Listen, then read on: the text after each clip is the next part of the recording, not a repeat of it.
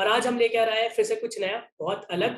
तो आज हमारे साथ जुड़ रहे हैं इस टॉपिक पे बात करने के लिए संजीव सर, संजीव गर्ग जी।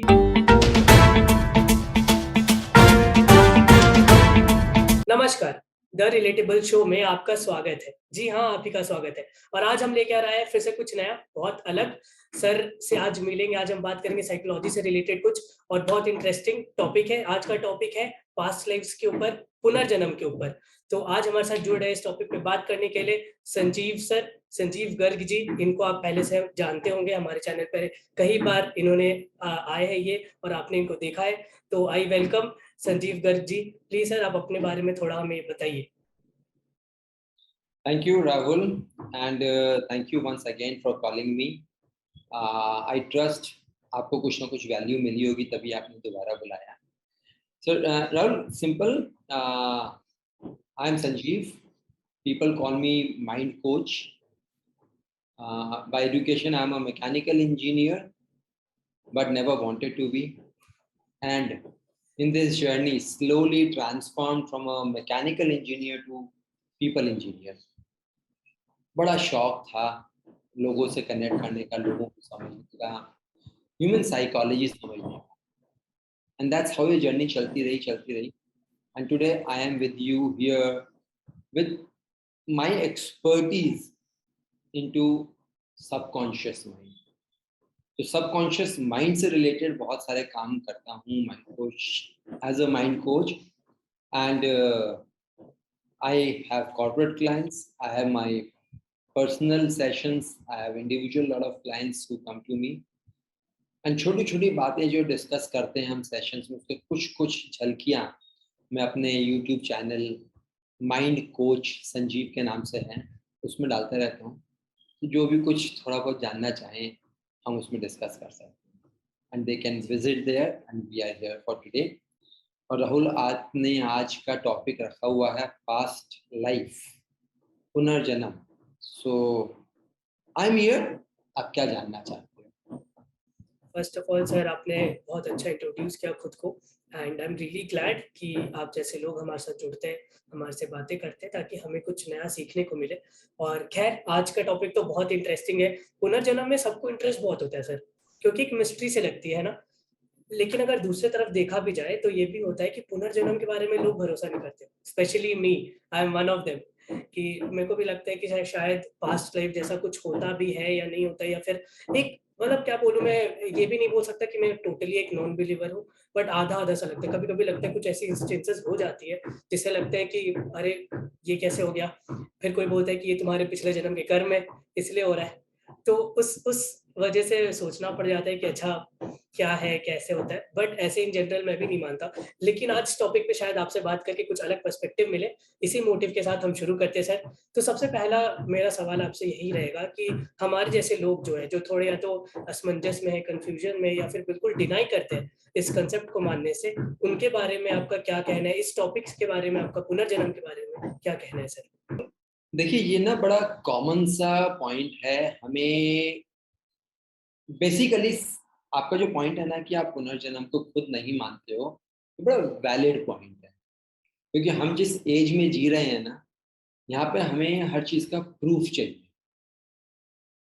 और प्रूफ तो सिर्फ साइंस करता है. और जब तक साइंस को previous birth, death, life again after death, जब तक ये साइंस प्रूव नहीं करेगा, ये क्वेश्चन तो चलता ही रहेगा. सदियों से चल रहा है और सदियों तक चलता रहेगा. मुझे नहीं मालूम है कि कभी साइंस इसको प्रूफ भी कर पाएगा, नहीं कर पाएगा. बट राहुल, मैं इसको एक छोटी सी बात से बताना चाहूंगा. अगर कोई भी, आप या कोई भी इंसान किसी भी धर्म या किसी भी मजहब से बिलोंग करता है, अगर वो अपने ऑलमाइटी को मानता है कि ऑलमाइटी है, चाहे आप हिंदू धर्म में हो के कृष्ण, राम, सीता, दुर्गा, लक्ष्मी इनकी बात करो, या आप किसी और धर्म में हो के आप जीसस की बात करो, मोहम्मद की बात करो, जिस किसी की भी बात करो, अगर कोई ये कहता है कि मैं उसको मानता हूँ, तो मेरा क्वेश्चन ये है कि आप कैसे मानते हो? साइंस ने तो उसको प्रूव नहीं करा आज तक।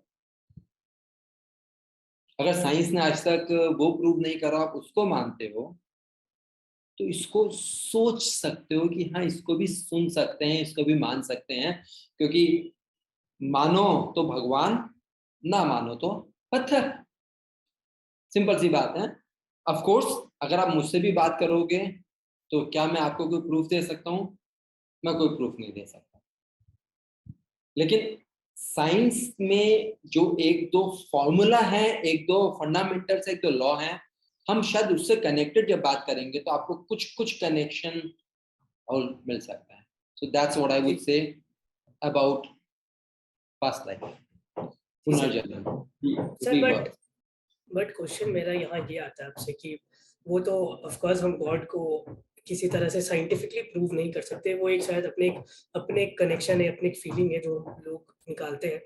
पुनर्जन्म का मैं आपसे इसलिए जानना चाहता था स्पेशली क्योंकि you are a psychologist right, and I just want to know कि is there anything with from the study of psychology which somehow relates or connects with पुनर्जन्म, जिसको उठा के बेस बना के हम ये बोल सके कि शायद पुनर्जन्म का कंसेप्ट है, या फिर थोड़ा कहीं ना कहीं उसका कुछ लेना देना है, या सच में एग्जिस्ट भी करता है। तो वैसे तो चलो साइंटिफिकली शायद हम देखें तो ना उसको उस तरह से प्रूव कर पाए, बट साइकोलॉजी के लेवल पे अगर आप हमें थोड़ा वो दे पाए साइकोलॉजी के पर्सपेक्टिव से कि उससे क्या रिलेशन है सर इसका। राहुल, सबसे पहला साइंस के और साइकोलॉजी के पर्सपेक्टिव से जो प्रूवन है हम उस पर बात करते हैं। आपने सुना है देयर इज अ कॉन्सेप्ट जिसको बोलते हैं लॉ ऑफ कर्मा। आपने सुना होगा ना? लॉ ऑफ कर्मा, एक कर्म के ऊपर आपने लॉ डाल दिया, लेकिन साइंटिफिकली एज पर साइंस इसको बोलते हैं law of cause and effect. Law of cause and effect, ये तो साइंस ने प्रूव कर दिया। यानी कि अगर मैं मुंह खोल के बोलूंगा तो कोई शब्द निकलेगा, जी मैं कुछ करूंगा तो उसका जो करूंगा उसका इम्पैक्ट आएगा। या मैं बोलूं मेरे सामने दो फ्रूट्स रखे हुए हैं, एक मैंगो और एक एप्पल, मैं मैंगो खाऊंगा तो मैंगो का ही इफेक्ट आएगा, एप्पल का इफेक्ट नहीं आएगा। ट्रू मैं राइट और रॉन्ग? ट्रू या करेक्ट। अगर मैं मैंगो खाऊंगा तो मैंगो का ही इफेक्ट आएगा, एप्पल का नहीं आएगा। तो इसको बोलते हैं law of cause and effect, यानी जो करोगे उसी का रिजल्ट मिलेगा।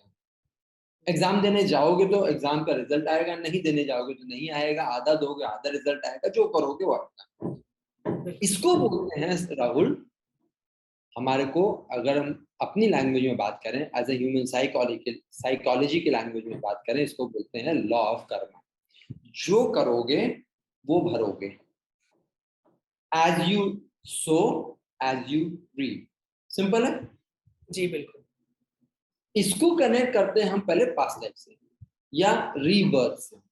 रीबर्थ से आपने देखा बहुत सारे जगह पे कुछ कुछ आपको ऑब्जर्व करा होगा या कहीं सुना होगा या जानते होंगे, कुछ बच्चे पैदा होते हैं कुछ डिजीज लेके, जी और ऐसी डिजीज लेके जो उनके पेरेंट्स को भी नहीं है।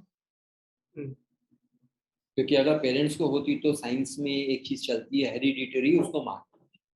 लेकिन जो हेरिडिटरी भी नहीं है, जो खानदानी भी नहीं है, कहीं से नहीं आई, उस बच्चे के अंदर वो डिजीज कहाँ से आ गई? न्यू बॉर्न बेबी की बात कर रहे हैं।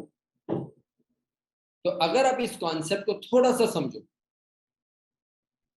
तो इसका मतलब उस बेबी को जो कुछ डिजीज लेके पैदा हुआ है, प्रोबेबली हार्ट की डिजीज या कोई और डिजीज, किसी भी डिजीज को लेके पैदा हुआ है, कोई ना कोई तो कर्म था ना उसका। अब ये कर्म कहाँ थे, कब थे? ये दो देखने वाली स्टेजेस, बात। सोचने वाली बात है। दो स्टेजेस में हो सकते हैं। एक स्टेज जब वो मदर के वूम में है, तब कुछ ऐसा हुआ हो जिससे कि उस बच्चे को डिजीज आ गया हो, जिससे कि उस बच्चे के अंदर कोई डिजीज पैदा हो गया हो। जो भी मेजॉरिटी ऑफ केसेस में मदर के साथ ऐसा कुछ नहीं हुआ होता है जिसके चक्कर में बच्चे की पैर खराब हो जाए, बच्चे का हार्ट की प्रॉब्लम हो जाए, ये भी नहीं सुनना। तो यानी कुछ ना कुछ तो कहीं ना कहीं से कैरी करता है। अगर हम सिर्फ इसी कॉज को, इसी लॉ को, साइंस के इस लॉ को समझे, कॉज एंड इफेक्ट, तो कुछ कहीं ना कहीं पिछले वर्जन से आया है, because there was a cause, तो उसका ये इफेक्ट है इस लाइफ में as some disease for a new born. Okay एक तो स्टेप हम ये बात समझ सकते हैं। Is it okay with you right now, or do you want something more or some other question कोई दिमाग में आ रहा है? Yeah, actually I have a question countering this. Question ये है सर कि बहुत बार क्या होता है ना कि कुछ चीजें म्यूटेशन हो जाती है, मतलब कि क्या होता है कि बहुत बार म्यूटेट कर जाती है, तो वो पर्टिकुलर बंदा, जैसे आपने बताया कि फैमिली में नहीं है, बट वो कुछ नया उस बंदे के साथ हो जाता है क्योंकि वहाँ म्यूटेशन हो जाती है। तो कभी कभी ये भी होता है सर, तो अगर मैं इस फैक्टर को यहाँ लेके आऊंगा तो शायद वो चीजें बदल जाएगी। लेकिन मैं ये एक चीज और ऐड करना चाहूंगा कि मैं एक किताब पढ़ा था, उसमें बहुत अच्छी बात ये लिखी थी कि साइंस का दायरा फिलहाल छोटा है और हमें समझ में आने के काबिल, मतलब हम जितना समझ पाते हैं, हम जितना परसीव कर पाते हैं, उतना ही देख पाते हैं। बल्कि अगर स्पिरिचुअलिटी को देखा जाए तो स्पिरिचुअलिटी का एक बहुत बड़ा रेलम है जिसके अंदर साइंस आता है। तो शायद हमें हर कुछ को साइंस नहीं मानना चाहिए, साइंस के डब्बे में नहीं डाल के देखना चाहिए, कुछ चीजें शायद साइंस के ऊपर होती हो। लेकिन मैं आपका टेक जानना चाहता हूँ सर कि म्यूटेशंस भी हो सकती है, ऐसी चीजें भी हो सकती है, तो फिर हम इसको ऐसा कैसे बोल दें? क्योंकि अभी आपने भी बोला कि हम पास्ट लाइफ को किसी तरह से प्रूव नहीं कर सकते, राइट? जब हम प्रूव ही नहीं कर सकते कि पास्ट लाइफ है किसी तरह से, साइंटिफिकली छोड़ो, किसी भी तरह से प्रूव नहीं कर सकते कि ऐसा कुछ था। अगर कोई और तरीका है जो मुझे नहीं पता तो आप बता सकते हो कि हाँ इस तरह से प्रूव कर सकते हैं, लेकिन मेरे हिसाब से शायद नहीं है। तो फिर हम राहुल, उसको ऐसे पिछले क्यों जाते, क्यों जोड़ते हैं सर? परफेक्ट। तो राहुल, इसको ना, जब मैं कह रहा हूँ कि हम प्रूव नहीं कर सकते, तो मैं आपको ये कहना चाह रहा हूँ कि हम इसको वर्बली प्रूव नहीं कर सकते। ओके। हम इसको एक्सपेरिमेंटली प्रूव कर सकते हैं, ओनली टू दोज पर्सन जो खुद अपने ऊपर एक्सपीरियंस करना चाहता है। Oh God, now this is interesting. This is where I want to get you. Verbally नहीं कर सकते, साइंटिफिकली को डेटा नहीं है जहां से हम बता सकते हैं, बट एनीवन हु एक्सपीरियंस वो प्रूव कर सकते हैं। और जैसा आपने अभी बड़ी प्यारी बात बोली कि साइंस का दायरा बहुत छोटा है, साइंस का दायरा ज्यादा छोटा नहीं है। इंटरेस्टिंगली साइंस जो इस स्पिरिचुअल वर्ल्ड में एग्जिस्ट करता है, उसमें से एक एक चीज पे करता है, उसको प्रूव करता है। अगर आज से हम जरा 30 इयर्स पीछे चले जाएं, कोई आपको बोलता है आपके हाथ में एक ऐसा इंस्ट्रूमेंट होगा जिससे आप कहीं भी बात कर सकते हो, आप क्या पागल है, आज तक तो हुआ नहीं साइंस में। मतलब तू ही होशियार है। Now what happened, there were some waves in the environment जिसको सिर्फ टैप करना रह जाता है इंस्ट्रूमेंट के ऊपर। साइंटिस्ट ने इस पर वर्क करा और उस रेडिएशन को उन्होंने एक इंस्ट्रूमेंट में टैप कर लिया। आज आपके लिए वो रियलिटी बन गई है। आज आप बोल सकते हो यस देयर आर वेव्स, जिसको हम साउंड वेव्स बोलते हैं या कोई और वेव्स जो भी बोलना है बोलते हैं, जिसको हम कहीं भी किसी से बात कर सकते हैं। अभी मैं और आप वीडियो कॉलिंग कर रहे हैं, आज से 15 साल पहले आपने सोचा था, 20 साल पहले, या कहीं भी बैठ के किसी के cross the world of face to face, within a snap of a finger आप फेस टू फेस कनेक्ट करोगे? Of course. लेकिन पॉसिबिलिटी तो उससे पहले भी थी ना जी। तो साइंस का जो रोल होता है वो होता है कि जो पॉसिबिलिटीज अवेलेबल है इस यूनिवर्स में, एक एक पकड़कर टैप करो, उसको प्रूव करो, तो that's what we are calling. But हम जब बात कर रहे हैं रीबर्थ की, पुनर्जन्म की, रीबर्थ को आप बिल्कुल प्रूव कर सकते हैं just by experiencing individually. Let me give you few examples. आपने कभी कभी सुना छोटे छोटे बच्चे जो होते हैं जस्ट पैदा होते हैं, उनके अंदर क्या हुनर होता है? कोई सिंगर है, कोई एक्टिविटी कर रहा है, कोई मैथ्स में एक्सपर्ट है, कोई छोटा सा बच्चा क्लास 10th के या 12th के लेवल के सॉल्यूशंस को प्रोवाइड कर रहा है। कहां से प्रोवाइड कर रहा है? ब्रेन, मतलब हो सकता है दिमाग काम बहुत तेज करता हूँ उस बंदे का। बिल्कुल कर सकता है, बिल्कुल कर सकता है। मैं आपसे दूसरा क्वेश्चन पूछता हूँ, चलिए दिमाग से ऊपर उठते, क्योंकि मुझे मालूम था आप ऐसा बोल सकते हो, लोग बोलते हैं अलग अलग सेमिनार में। जी। आपने कुछ ऐसे केसेस सुने हैं जहां पर कि एक कोई बच्चा, छोटा बच्चा किसी नई जगह की पिक्चर देखता है, बोलता है मैंने इस जगह को देखा हुआ है, और फिर उस जगह को पूरा पूरा जहां पे कभी गया भी नहीं है छोटा बच्चा, उसको एक्सप्लेन कर देता है। और हमारे पास तो ऐसे ऐसे केसेस हैं, उस बच्चे को वहां पे लेके गए, और वो वहां बैठे बैठे उसने उस घर के अंदर का पूरा नक्शा बता दिया। एक पर्टिकुलर केस एग्जांपल देता हूँ कि बच्चे को वहां पे किसी एक गांव में गया, इज अ बाइकर, बच्चा भी छोटे बच्चे की बात नहीं कर रहा हूँ, बाइकर है, और वो बाइकिंग करते करते वो जा रहे थे, तो एक किसी गांव में रुके, और उस गांव के पास पहुंचते ही बोलता भैया यहाँ पर इस गांव में हम थोड़ी देर रुकेंगे, मुझे यहाँ पे कुछ कनेक्शन फील हो रहा है। रेगुलर बच्चा आपकी मेरी तरह, जो किसी भी बात को कोई नहीं मानता, और करते करते बोलता है यार उस घर में चलते हैं, वो घर मेरा पहचाना हुआ लग रहा है, वहां चलते हैं, मुझे वॉशरूम भी जाना है। ओके। उस घर में गए, नॉक करा, उन्होंने घर पे बोला सर मुझे वॉशरूम जाना है, प्लीज हम लोग बाइकर हैं, मुझे वॉशरूम जाना है, मुझे वॉशरूम पे आप अलाउ कर दीजिए। गांव में लोग बड़े सिंपल होते हैं, उन्होंने अलाउ कर दिया। उसने पूछा भी नहीं वॉशरूम कहाँ है, एक कमरे से दूसरी जगह होते हुए सीधा वॉशरूम में, विदाउट इधर उधर रॉन्ग रूट के through.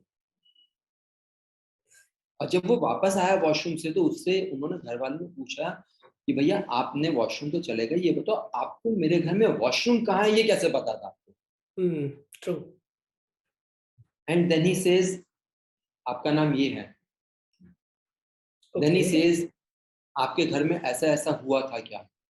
And they were shocked. And he says मैं ये इंसान हूँ जो आपके इस घर में रहता था, मेरी इस साल में डेथ हुई, मैं ये इंसान हूँ। डैम। अब नाउ व्हाट वुड यू से? हाँ, मैं तो पहली बात तो मैं बहुत ज़्यादा शॉक्ड हूँ। हालाँकि सर होता ये है कि ये कहानियाँ वैसे सुनने में आती है, भरोसा नहीं होता इन कहानियों पे, कुछ-कुछ चीज़ों पे, क्योंकि एक ये भी है कि पर्सनल एक्सपीरियंस नहीं है शायद, इसलिए भी होता है। लेकिन बहुत बार ये भी हो जाता है कि चलो पर्सनल एक्सपीरियंस के अलावा हट के भी ये चीज़ें होती है। तो राहुल बिल्कुल आपने जैसा बोला, बिल्कुल इसी बात को हम जब आगे डिस्कस करेंगे हम यही ध्यान रखेंगे। मैंने आपको पहले ही बोल दिया, कहानियां किसी का कहना, मेरा कहना कुछ मानने की जरूरत नहीं है। अगर किसी को रीबर्थ, पुनर्जन्म को रियली जानना है, आपको एक्सपीरियंस करना पड़ेगा। और जो मैंने अभी अभी आपको बात बताई, किसी की सुनी हुई कहानी से नहीं बताई, ये वो बताई जिसके साथ मैंने इंटरैक्ट करा। अच्छा, मतलब ये पर्सनल एक्सपीरियंस से आता है आपका? It's a personal experience and this is one of the cases.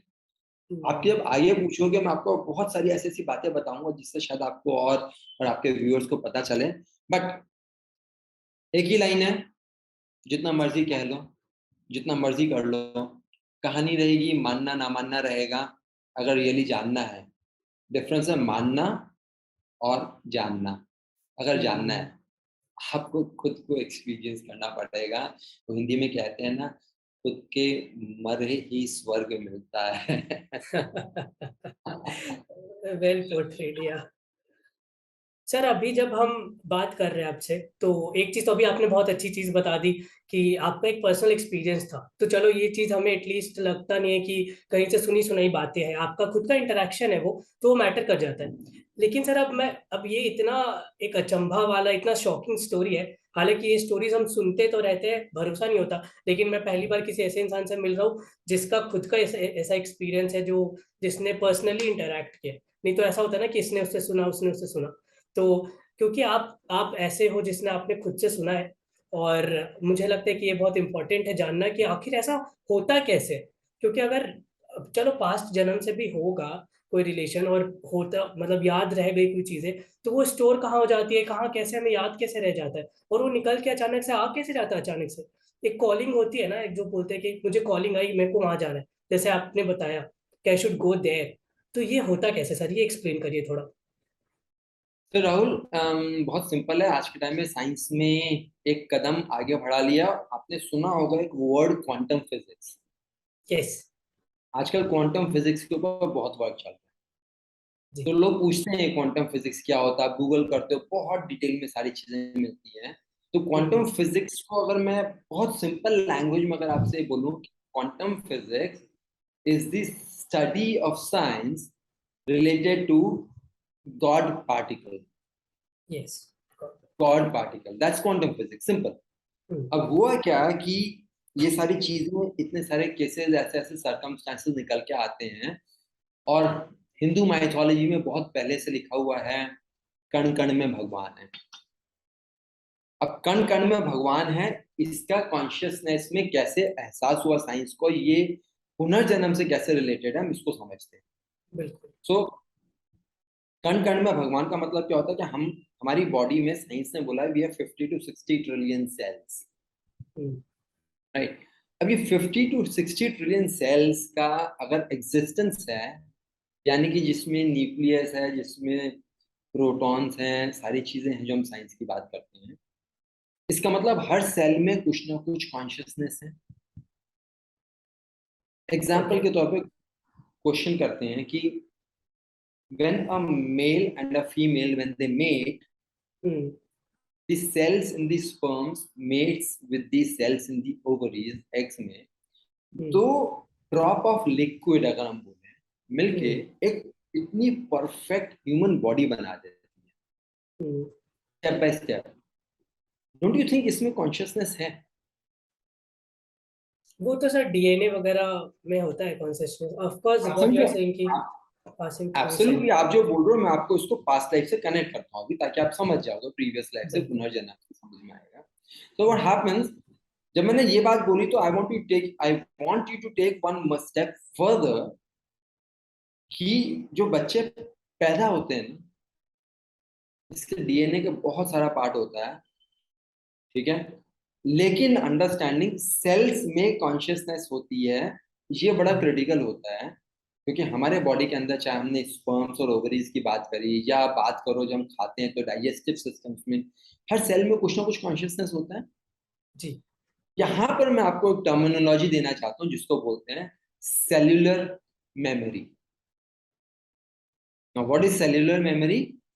50 trillion cells, 60 trillion sales, जो भी साइंस के नंबर्स हैं, okay, number of cells in our body has memory power।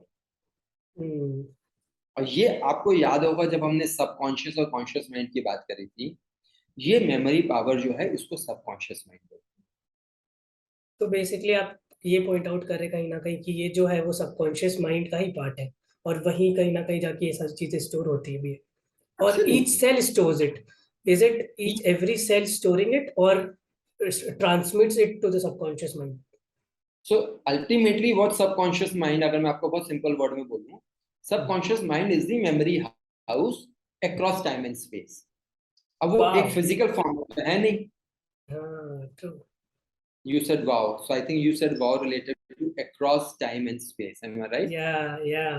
That is what we are gonna talk now. Across time and space, the keyword, yeah. Across time and space, and this memory house is not in physical format, Hmm.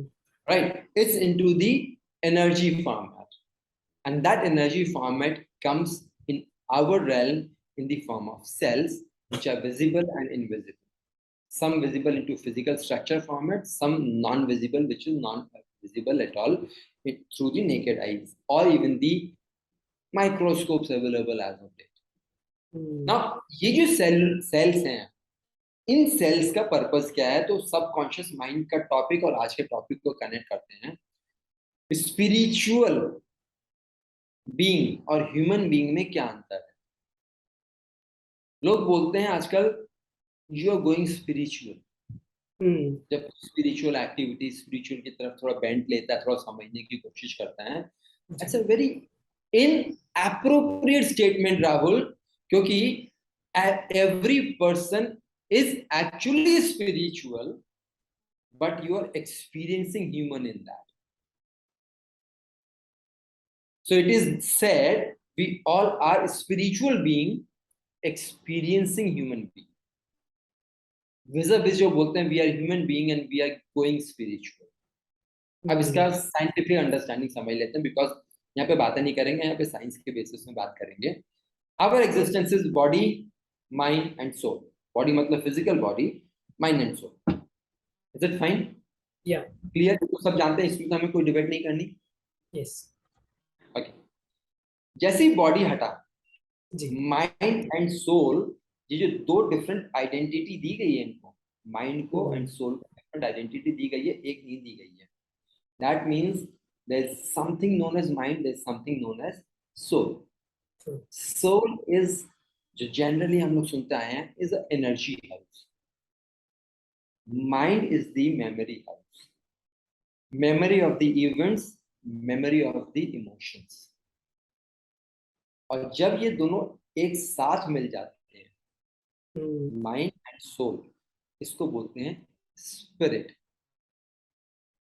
और वो spirit से word आया है spiritual. Hmm, mind and soul जब एक साथ मिलते हैं इसको बोलते हैं स्पिरिट। स्पिरिट से वर्ड आया है स्पिरिचुअल, एंड दैट्स व्हाई हर इंसान में बॉडी, माइंड एंड सोल है, यानी स्पिरिट तो है, यानी हर इंसान स्पिरिचुअल है। फिजिकल बॉडी मिलते ह्यूमन बीइंग भी बन जाता है। तो स्पिरिचुअल बीइंग ह्यूमन एक्सपीरियंस करने आए हैं। Now my question, sorry to interrupt you in between. Okay, Yeah, my question is somehow now we are getting to understand कि सोल का क्या मतलब है। सोल का मतलब आप एनर्जी से उसको कनेक्ट कर रहे हो, हालांकि मैं भी आपसे डीप पे पूछने वाला था, लेकिन आपने पहले ही बता दिया कि सोल क्या है। तो सोल, और आपने बोला कि mind when they collaborate they become a spirit. By mind I am figuring out here that you're talking about a brain, right? And if you're talking about a brain here, then probably you need a body. Is mind related to brain or mind something else? Would you please go in deep with mind? Because last time I remember we had a chat on this, and you said that mind is different from brain. So I want to know in brief, like how is it different? So Rahul, science की किसी भी book में mind word नहीं आता, सिर्फ brain आता है। Exactly. So because science proof को मानता है, और प्रूफ में ब्रेन है, ब्रेन का एक फिजिकल फॉर्मेट है, माइंड का कोई फिजिकल फॉर्मेट नहीं है। मैंने आपसे पिछली बार भी बताया था, it's energy ball, it's energy house. Hmm. Mind is an energy ball. So soul is the energy house to provide energy. जैसे गाड़ी चलाते हैं ना, जी, तो fuel gives the energy, fuel gives the energy. अगर फ्यूल नहीं है गाड़ी नहीं चलेगी अंडर ऑल बिल्कुल सर्कमस्टेंस, चाहे वो इलेक्ट्रिकल फ्यूल हो, चाहे वो पेट्रोल हो, डीजल हो, गैस हो, कुछ भी हो, फ्यूल इज फ्यूल, बिल्कुल। गाड़ी नहीं चलेगी। सोल नहीं है गाड़ी नहीं चलेगी। ठीक है। Is it okay? या माइंड इज द कंट्रोलर। अब आपने जब फ्यूल डाल दिया, गाड़ी चला रहे हो, अब उस गाड़ी में डायरेक्शंस जो देने हैं, गाड़ी कहाँ जाएगी, गाड़ी कैसे मूव करेगी, अब वो through engine and through different sources जो ये बॉडी के रूप में है। मैं आपको गाड़ी का एग्जांपल मालूम है क्यों दे रहा हूँ? गाड़ी easy to is understand. Copy, गाड़ी is copy of human body. Okay. गाड़ी का जो फॉर्मेट है वो ह्यूमन बॉडी से कॉपीड है। यहाँ पे हार्ट है, वहां पे इंजन है, यहाँ मूवमेंट्स हैं, वहां मूवमेंट्स हैं। Are you getting my point? तो मैं यस। आपको एग्जैक्टली दे रहा हूं। तो ये फ्यूल गाड़ी को जो एनर्जी देता है, इसी तरीके से सोल एनर्जी देता है। लेकिन उस एनर्जी के लिए एक इनपुट चाहिए, अब आपको कंट्रोलर चाहिए। अब गाड़ी को चलाने के लिए फ्यूल भी है, गाड़ी भी है, लेकिन आप और मैं नहीं बैठे हुए हैं, गाड़ी चलेगी क्या? No, we need a other than controller. if it's Tesla. Absolutely, वो Yeah. नॉन ह्यूमन वाला है। Yeah. बट उसमें भी फिर क्या हुआ, आपने कोई एक एक्स्ट्रा एनर्जी डाल दी which is controlling something, Yeah. Not a human being. तो यहाँ पर हमारी लाइफ में mind is the controller. Mind के दो पार्ट होते हैं, कॉन्शियस, सबकॉन्शियस। कॉन्शियस जो हम लोग जानते हैं जस्ट 10% हमारी लाइफ में अप्लाई करते हैं, सबकॉन्शियस जो 90% अप्लाई करते हैं। और I have another question. Subconscious, Yeah. Yeah. So I am good. And subconscious में जो है, ये सेलुलर मेमोरी से आती है। तो हमारे बॉडी में 50 ट्रिलियन सेल्स हैं, इसका माइंड से कनेक्शन है। और जो आपने बोला, अभी आपने जो स्टोरीज सुनते हो, जो आप सुनते हो कि ऐसा हुआ वैसा हुआ, ये कहानियां लगती हैं, बट नेचुरल कहानियां लगती हैं। मुझे भी कहानियां जी, लगती थी जब तक मैंने लाइफ में ऐसी चीज एक्सपीरियंस में। को फर्स्ट टाइम एक्सपीरियंस नहीं करा। जी। अब मैंने अच्छा, फर्स्ट मेरा टाइम एक्सपीरियंस। मेरा एक क्वेश्चन है सर बीच में, सॉरी टू इंटरप्ट अगेन। या माय क्वेश्चन इज कि जब भी आपने अभी बताया था कि माइंड और सोल मिलके स्पिरिट बनाती है, राइट? तो अगर एक बॉडी से दूसरी बॉडी अगर वो स्पिरिट चेंज कर रही है, तो क्या माइंड भी शिफ्ट होता है? Is it somehow taking that energy also shifts from one body to another, या फिर बस सोल सिर्फ शिफ्ट होता है और अलग जो बॉडी नया मिलता है उसके माइंड को यूज किया जाता है? Because that is something I want to know sir. और आपके क्वेश्चन का आंसर फिर से आपके जी, आपके साइंस के हिसाब से दूंगा। ठीक है। आपकी गाड़ी, आप गाड़ी चलाते हो, जी, आप फ्यूल फ्यूल स्टेशन नंबर 1 से डलवाओ, 2 से डलवाओ, 5 से डलवाओ, 10 से डलवाओ, कोई है इसमें इम्पैक्ट गाड़ी की? 1 से डलवाओगे तभी चलेगी, 2 से नहीं चलेगी। नहीं, ऐसा कुछ नहीं। नहीं चलेगा। इसी तरीके से जब सोल और माइंड की बात करी, जब ये दोनों अलग अलग हम्म, होते हैं, आइडेंटिटी होती है। और जब ये ह्यूमन बीइंग में एक्टिवेट, जब वूम्ब में एक बच्चा होता है, वहां पर जब एनर्जी एंटर करती है, वहां पे सोल और माइंड दोनों एंटर होते ओ हैं। Soul is the great. Petrol pump. तो एक सोल है, हम्म, सोल है जो आया, और इस ह्यूमन बॉडी में एक माइंड जो आया, क्योंकि ये प्रीवियस लाइफ से जो कनेक्टेड बात करते हैं, उसका एक हम्म, पर्पस है। ये दोनों मिलके आए और यहाँ पर आके अब लाइफ को चलाना शुरू हुआ। Simple. Does that make wow, sense to you? wow, yeah, it does, and somehow I got my answer that somewhere it's related to the womb part, कि वो माइंड भी साथ में एंटर करता है, तो I am getting your point. Next, moving on sir, क्योंकि आपने बताया कि आपका ये पर्सनल इंटरेक्शन रहा है, तो ऑफ कोर्स आपके लिए बिलीव करना बहुत आसान है। लेकिन जब हम ऐसे, आपको पता होगा रियलिटी शोज भी होते थे ना, जिसमें दिखाया जाता था कि एक पूरा एकदम उसको ऐसे बता दिया जाता था कि एक इंसान को लेटा दिया गया है, एक मशीन चला दी है, उसको दिख रहा है सब कुछ, वो बता रहा है, और एक ड्रामा प्ले कर दिया। बट वो सब देख के बड़ा अजीब, और वो लगता था कि ये झूठ बता रहे हैं ये सब। तो वहां पे कहीं ना कहीं बिलीव करना दिक्कत हो जाता था, मैं बिलीव करने से। तो मैं ये जानना चाहता हूँ, क्या ये सच में पॉसिबल है कि मैं अपने पास्ट लाइफ को, कोई भी इंसान अपने पास्ट लाइफ को इंटेंशनली जान सके, रिमेम्बर कर सके और समझ सके कि वो कहाँ था, क्या था? Is it really possible? बातों में जानना चाहते हो, एक्सपीरियंस करना चाहते हो? एक्सपीरियंस करने का तो आज शायद टाइम ना मिले, तो राहुल, पॉइंट ये है कि मैं आज यहाँ पे जो मर्जी बोल दूं, या आज जिस रियलिटी शो की बात कर रहे हो, डॉक्टर तृप्ति जैन करती थी, ठीक है, जी, वो भी कहानी लगती थी, और मैं बोलूंगा ये भी कहानी हो। हकीकत ओके। ये है, अगर लिटरली किसी को पुनर्जन्म समझना है, तो आपको हम्म, एक्सपीरियंस करना पड़ेगा।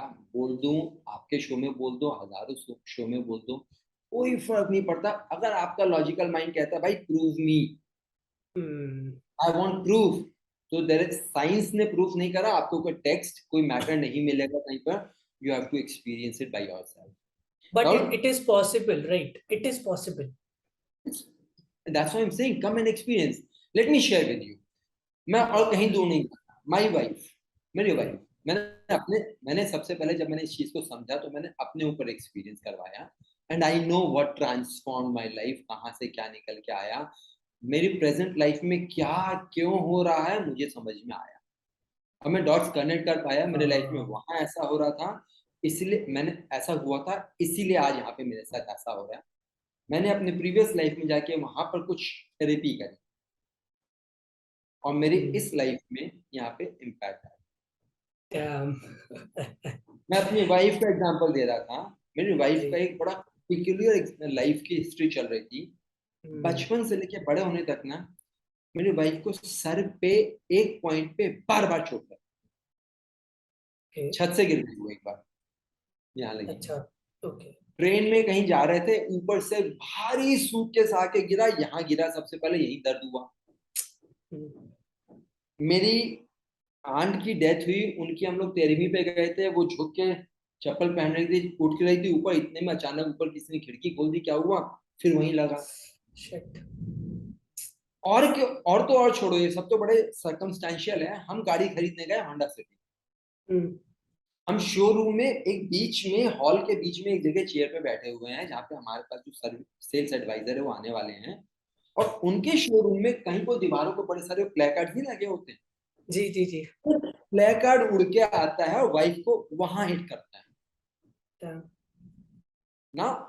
आप सोचो, अगर चलो वॉल के पास बैठे, ऊपर से गिरा, लग हाँ, सकती है। आप टेबल में सेंटर में, हॉल के सेंटर में बैठो, कहीं से प्लेकार्ड आता है, वहीं पे लगता है। हम्म, अब वाइफ बोलती है भाई ये क्या चक्कर है। तो जब मैंने इस चीज को समझा, वाइफ बोलती है let's find out, can we find out what is it related to past life. Hmm, and let me tell you, we perform past life experience, we perform therapy, हमने थेरेपी करी। हमें पास्ट लाइफ में क्या हुआ था जो यहाँ पर आपको बार बार चोट लग रही है, उसका अनहील्ड पॉइंट मिल गया। जब वो पॉइंट मिल गया, जिसपे हमने कहा ठीक है पॉइंट मिल गया, हाउ डज इट मैटर, हमने पास्ट लाइफ में जाके उनके उस पॉइंट को हील कर दिया। थेरेपी करी जाती है, हीलिंग करी जाती है। इसलिए इसको हम लोग बोलते हैं PLRT, past life regression therapy. वहां पे हील करा, हील करने के बाद यहाँ पे आए, क्योंकि जिस समय हमने ये थेरेपी करी, पास्ट लाइफ करे, वाइफ को कुछ नहीं हुआ, और उस हीलिंग में एक चीज ऑटोमेटिकली और निकल के आई जिसके ऊपर हम वर्क नहीं कर रहे थे, वो था कि वाइफ का इस लाइफ में वाटर से बड़ा फोबिया था। ट्रू।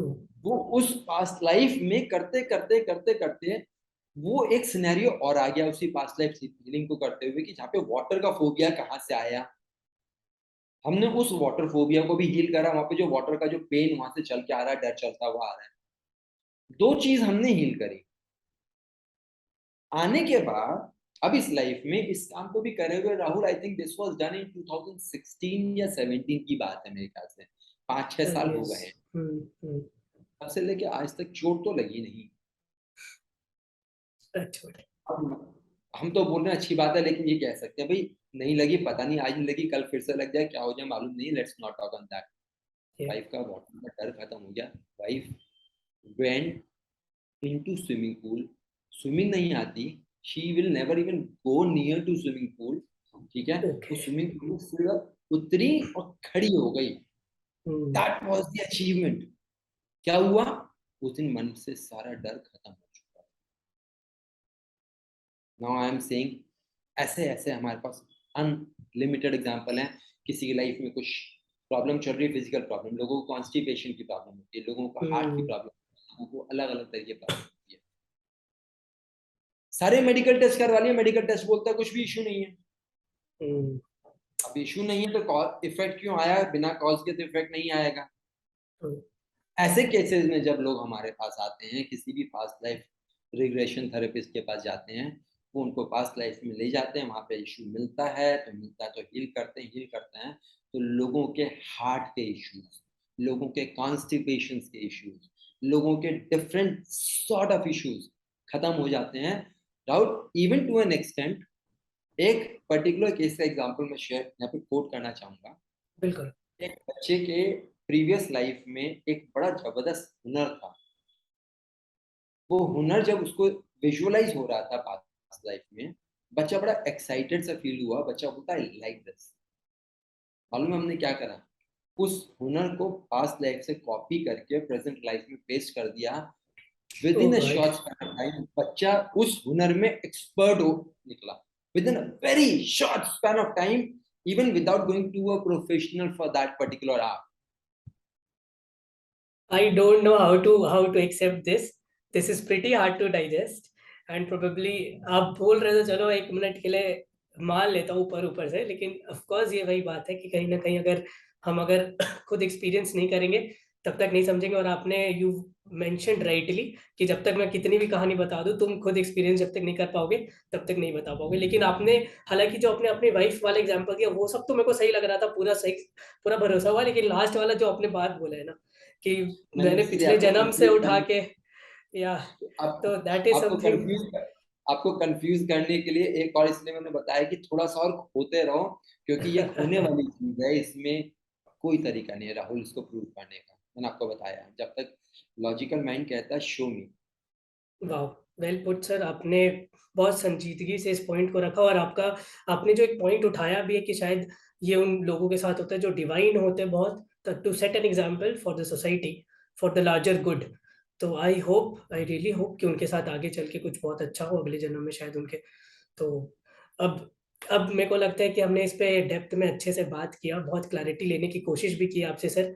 और आई होप व्यूअर्स कि आपको भी बहुत मजा आया होगा। अगर आपको पास्ट लाइफ में जाना है, ड्वेल करना है, इन चीज़ों के बारे में जानना है, तो आप सर से कांटेक्ट कर सकते हैं। इनकी यूट्यूब चैनल पे भी जाइए, बहुत इंटरेस्टिंग कंटेंट है, अलग अलग चीज़ों पे इन्होंने बात की, तो आपको वो भी मिलेगा। बट प्लीज़ कॉन्टैक्ट हिम अगर आपको पास्ट लाइफ के बारे में और जानना है, समझना है, देखना भी चाहते हो आप, तो I will also contact him to know कि क्या है कैसे है। और अगर आपको हमारा कंटेंट पसंद आ रहा है तो वीडियो को लाइक करिए, शेयर करिए, चैनल को सब्सक्राइब करिए और हमारे साथ जुड़े रहिए। जय हिंद।